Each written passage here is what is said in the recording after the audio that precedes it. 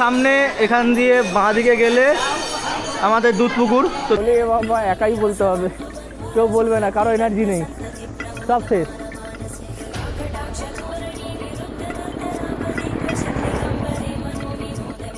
তো এবারে বেরিয়ে যাব এখান থেকে। আর বাকি হচ্ছে 5 কিলোমিটার মতো রাস্তা, বোধ হয় 5-6 কিলোমিটার। তো 5 না 3-4 কিলোমিটার রাস্তা হবে তারকেশ্বর গেট। এবার ওখান থেকে ভেতরে 500-600 মিটার।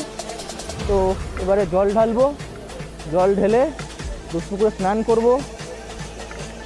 চলো বাকিটা তোমাদের ওখানে গিয়েই বলছি, কেনাকাটি আছে, অনেক কিছু আছে, এগুলো তোমাদের ওখানেই বলবো গিয়ে।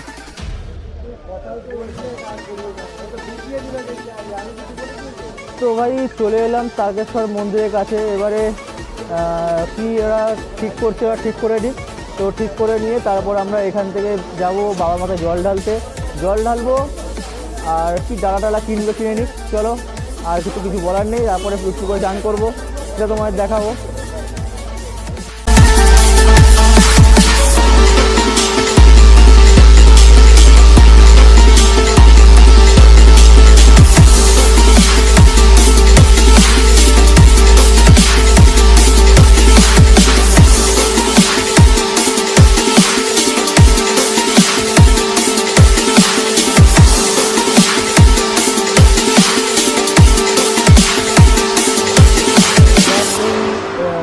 ঘরের মধ্যে বসে আছি আমরা। তো ব্যাপার হচ্ছে এবার এখান থেকে সবার নাম টাম লিখে, গোত্রোত্তর লিখে আমরা জল ঢালবো বাবার মাথায়। আর সাথে এই লেখালেখিটা চলে যাবে পুরোহিতের কাছে, উনি পুজো করে দেবেন। আর পুজো হওয়ার পরে আমরা ট্রেন ধরবো, বাড়ি চলে যাব। প্রচণ্ড প্রচণ্ড প্রচণ্ড টায়ার্ড সবাই, পায়ে প্রচণ্ড ব্যথা, কাঁধ ব্যথা, ফোম টোম কোনো কিছু কাজে লাগেনি।